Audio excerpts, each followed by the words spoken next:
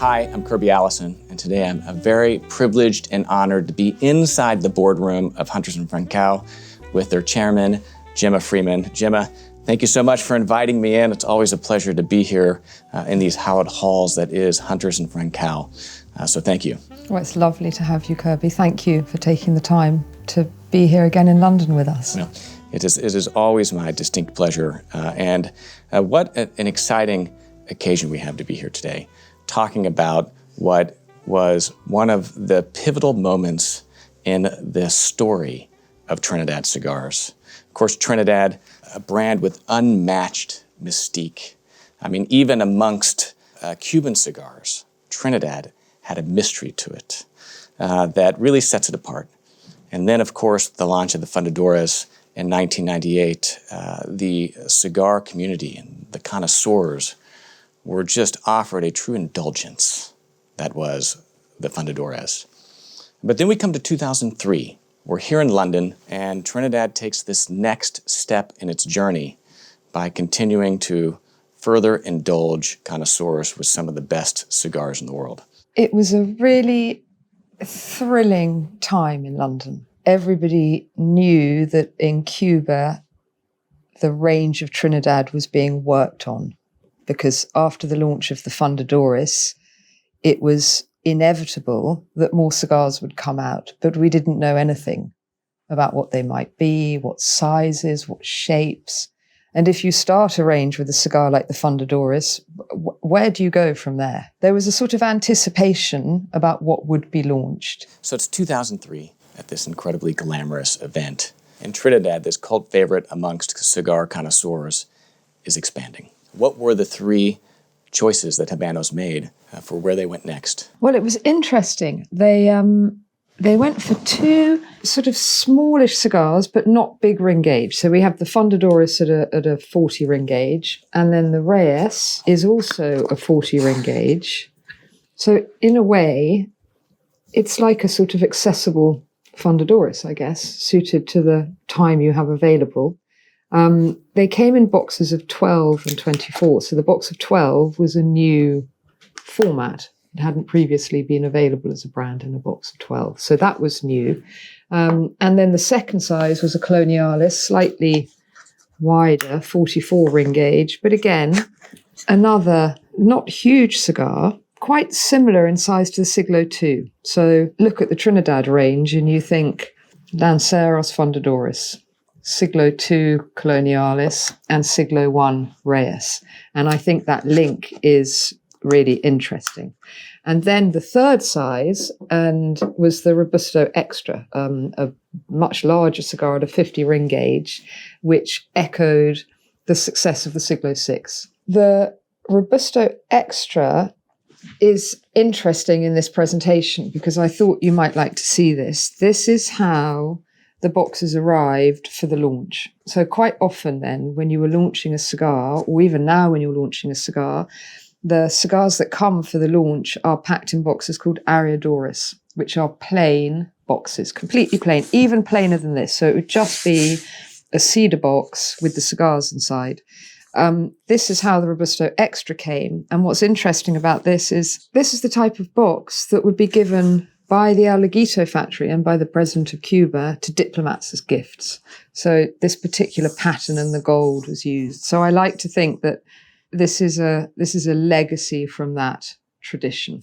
And this is how the Robusto Extra was delivered to us for the launch. I think the Robusto Extra is particularly interesting because it's a discontinued size, although fantastically will be relaunched or has been relaunched this year. And it's fantastic to have it back again. My understanding is that they were working from a selection of 10 different sizes that were proposed by the industry for the range extension. And it came down to these three. And I really like the synergy between the Fundadores and the Reyes. And then you have the Colonialis. And then I think what this cigar did was, it's not about being fashionable, but it took Trinidad into a brave new place where it hadn't been before. And I remember Simon happened to be in Cuba when some of the tastings took place. he came back and there was a conversation about the sizes and the names. And the original name, for example, of the Reyes was La Reinas, like the queen, not the king. And it was his recommendation that became the Reyes. So I always sort of felt that we were engaged and involved in that process in the UK all the way through. And if you think back to 2000, 2001, when the Siglo 6 was first launched, that predated the fashion for very large ring gauge cigars. So the Siglo 6, when it came to us, looked like an enormous cigar and a brave choice and relatively expensive. So when Trinidad extended into the Robusto Extra, I always felt that was making a real statement about the vision for this brand. And it opened the brand to a different type of cigar smoker. It's a brave choice to go from Fundadores to Robusto Extra. And then you have the Reyes and the Coloniales, not dissimilar from the Siglo 1, Siglo 2. So the history of keeping the relationship between Trinidad and Cohiba close, the first cousins, was maintained into the new range. It was a period when there was a big Cuban festival going on in London. And the last day of that 10-day festival was this dinner that we were going to host, the first time in the world that these cigars would be seen. And we had it in Windows of the World in the Hilton in Park Lane. And it was the first time we worked with Giuseppe Ruo, who went on to run the Lanesborough Cigar Room. He was the manager of the restaurant then. And it was, of course, before the smoking ban. So we didn't have any issues with where we could smoke or not smoke, which is completely different to today. And looking back at the pictures, to see us smoking in a dining room in London feels extraordinary now. And it was as with a lot of launches, it all runs a little bit tight. Are the cigars going to be here? Are they not going to be here? And I worked with Simon on the event, and we had 150 people for dinner, and we had a wonderful sort of cabaret evening to go with it. So we had 3 opera singers. We had a song written especially for the brand. We had this wonderful ventriloquist comedian who became very famous afterwards. It felt like London was at the very centre of something special. And, 2003, we were coming out of a period of shortages. Things were on the move again. Brands like Trinidad suited this market perfectly because Trinidad is a brand you have to find. It doesn't shout out at you and scream at you, come and buy me or come and smoke me. And so we've always looked at it as a connoisseur's brand. And we've always done very well in this market with the slightly more unusual brands that the retailers in particular are so good at explaining to consumers. So we've always felt here that Trinidad has a very special place. And I think to be given the privilege of launching 3 sizes, I look back on it and I think I can't ever imagine having 3 new cigars at any one time in a market where you get to launch the whole portfolio simultaneously. It was incredibly successful immediately. And when I say successful, what I mean is the opportunity for people to smoke Trinidad cigars in sizes that were both accessible, Reyes Coloniales, and very fashionable suddenly. The Siglo 6 at that time was a huge cigar. We were right at the beginning of ring gauges getting bigger cigars, and Siglo 6 had been a huge success. So to have a cigar of that very similar scale in Trinidad really said something about the brand and where it was going. And I think everybody caught on to that. It was at a time when we were out of the end of the cigar boom of the late 90s. We were in a period of regrouping, really. The boom had taken place. There'd been shortages. There were definitely challenges in that period. And then out of that comes a brilliant product that we in England can really, really get our sort of teeth into because we understand the brand. And we have a base of consumers here who recognize Trinidad for all the qualities that it has. And I think one of the great champions of Trinidad has always been Davidoff of London, Edward and Eddie. And Edward and I have smoked many Trinidad rares together in the years. And it was Edward who, I think it must have been 2002, there was a big party at the Dunhill store when it was still in St. James's on Jermyn Street. And I was friends with Mark Dunhill, who was involved in his family business at that time. And he very sweetly asked me to this party at the store. And it was terrifying. There were hundreds of people in there, didn't know a soul. I was reasonably new. I only begun in this business, really that year. And it was really kind of him to ask me to this party. I had no idea what I was doing there. And they had this big staircase in the middle of the store. And then I looked over and there was Edward. And I'd known Edward since I was a child, of course. And you have those moments when you're so happy to see somebody. And there was Edward. And he said, "Would you like a cigar?" And he handed me a Trinidad Fundadores. And we stood there on the stairs in the Dunhill shop. And we smoked a Trinidad Fundadores together. And I think that, for me, was a moment where I really, really understood what it is that why we love cigars. It was like the whole room faded away.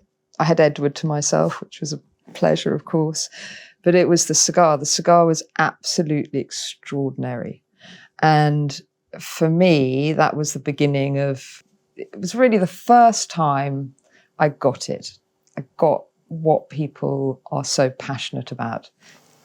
Trinidad has always really respected that, or somehow it's such an intrinsic part of the brand's, nature. Yes. That, with these three being added on top of the Fundadores, have retained that elegance, even despite being different sizes and vitolas. I agree, and I don't think that's ever changed. I think that at the absolute heart of the Trinidad brand is the Fundadores, and I think it is the sort of totem pole of that brand. It everything else revolves around it, and we've seen subsequently things come and go.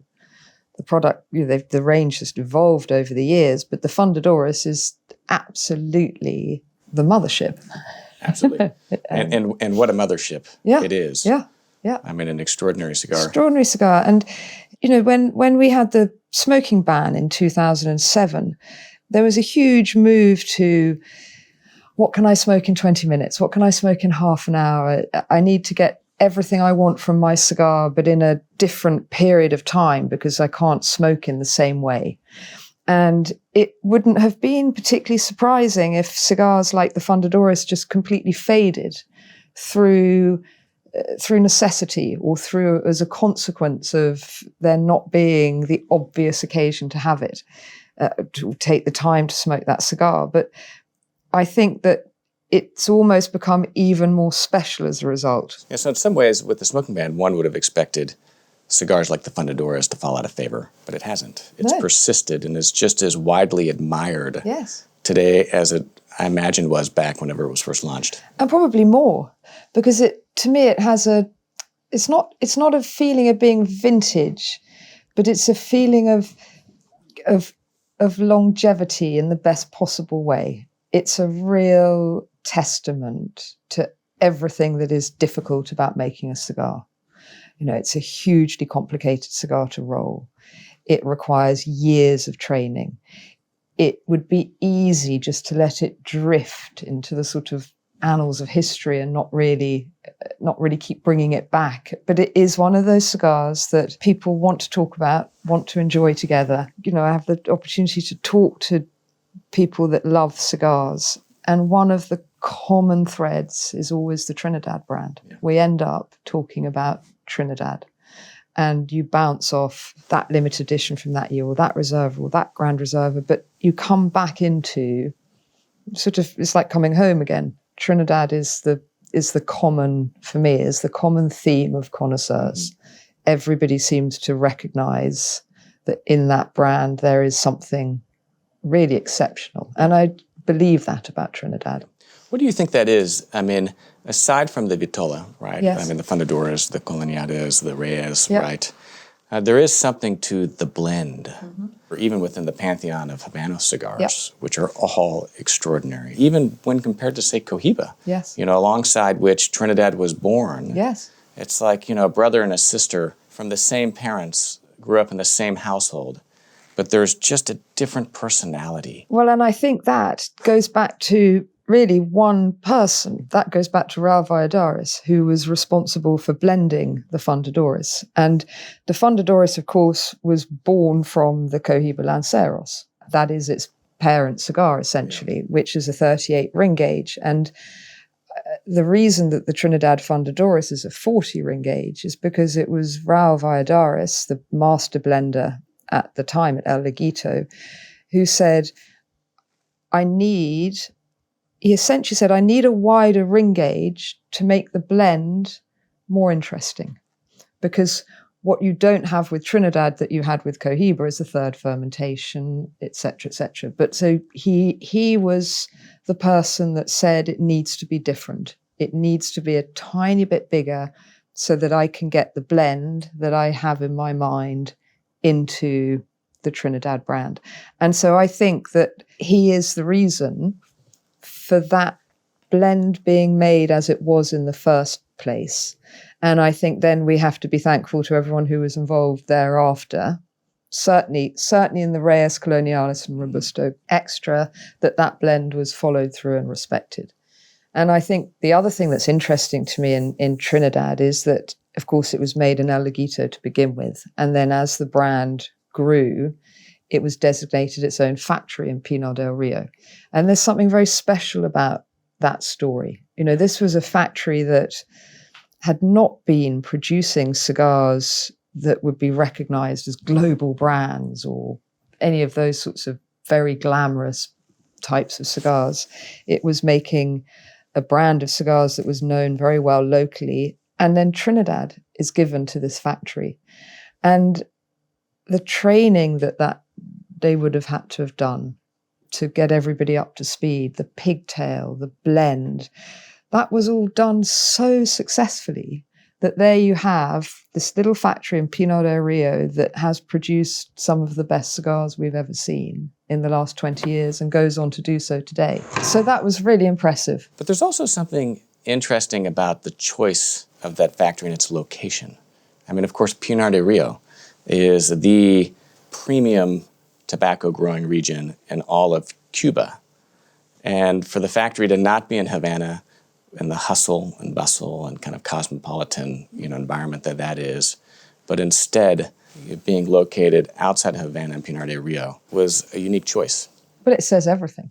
It says, this is where this cigar needs to be made, in the place where the roots of this industry are, with the people who are involved in the growing of the tobacco, and their mothers, wives, sisters, fathers are involved in the rolling of cigars. What better place could you have to make a brand like Trinidad? And Trinidad today, as a city, it's a wonderful reflection of so much that is extraordinary about Cuba. The style of its buildings, the fact that you see a horse and a cart, that the countryside around it is magnificent and rich and lush with vegetation and everything that you associate with Cuba. Mm-hmm. And the contrast between Trinidad and Havana and the hustle and bustle and the busyness and the chaos, to me, is perfectly reflected in the cigars that are produced. Yeah. And I felt that really strongly when we were there, and the pride that Trinidad takes in its history and the way that city is cared for and looked after and presented. Exceptional. These cigars that we have in front of us are so sought after by not everyone, but by the collectors and the connoisseurs. What do you think first drew them to the brand and continues to draw them back?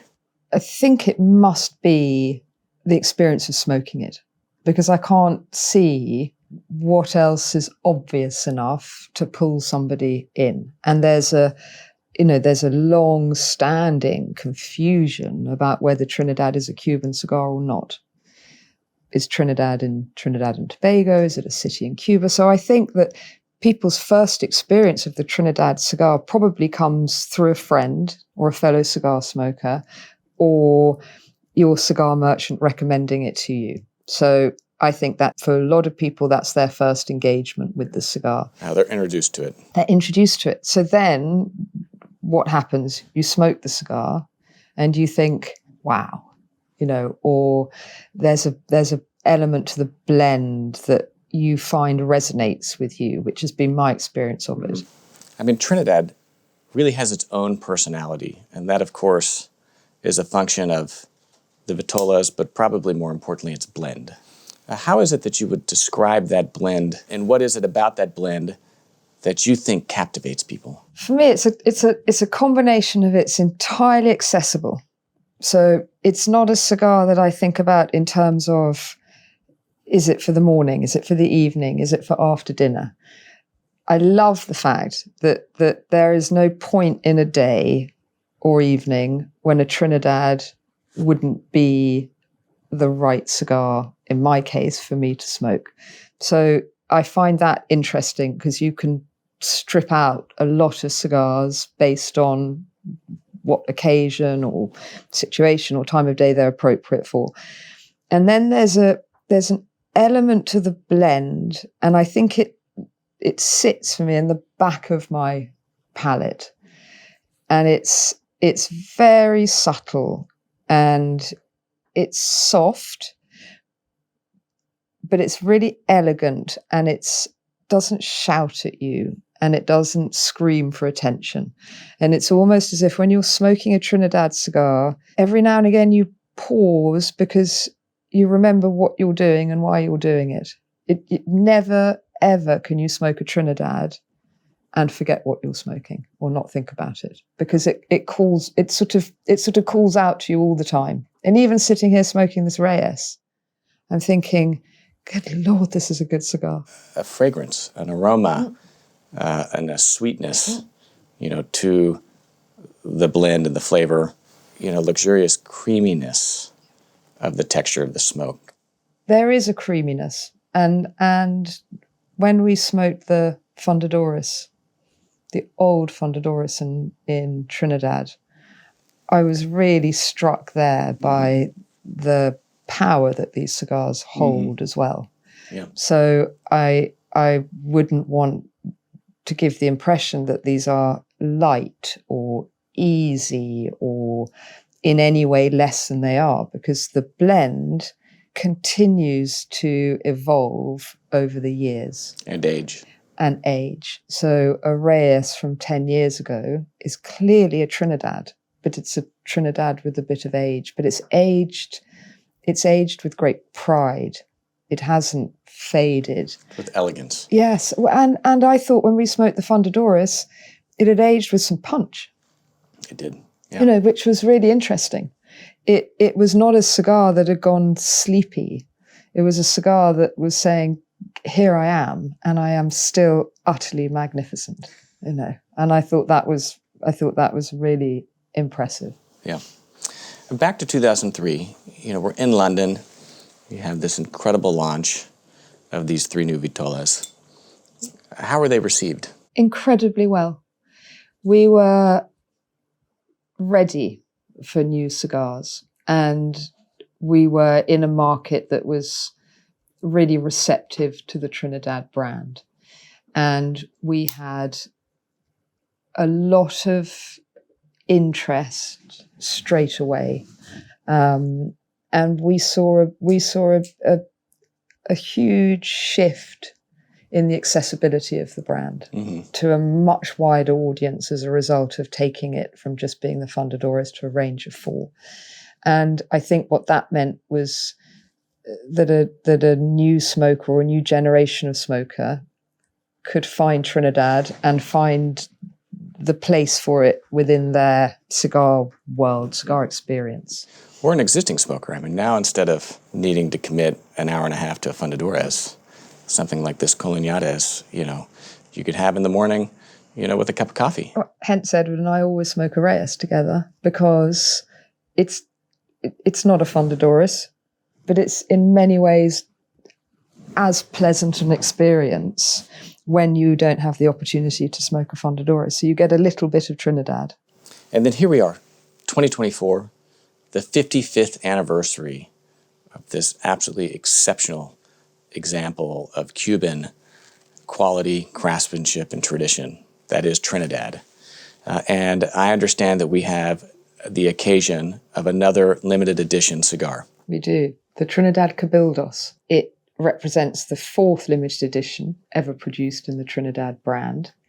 The first of which was the Trinidad Ingenios from 2007. As you can see, a long, slim cigar with a 42 ring gauge. That came out in 2007. We then had the Short Robusto Tea in 2010. As you can see, a smaller, fatter cigar with a 50 ring gauge. So really following the pattern then, or the demand of consumers for smaller cigars that could be smoked in a shorter time. And then the Topaz in 2016, which is the largest ring gauge ever produced in the Trinidad brand at 56. And the Cabildos is a Cervantes size, so it will sit really right in this family very comfortably. It's a 46 ring gauge and the length is 162. It's almost as if it's missing at the moment. I think that's the way I look at it. When I think about the Cabildos being here in this range, it will make perfect sense. Amazing. I mean, look at these beautiful limited edition wrappers. I mean, aren't those glorious? I mean, they are everything that limited editions are meant to be. And I look at some of these cigars and how they're aging, and you look at that Ingenios from 2007, and I can see the glow on the wrapper. I can see just the quality of them. They're beautiful looking cigars.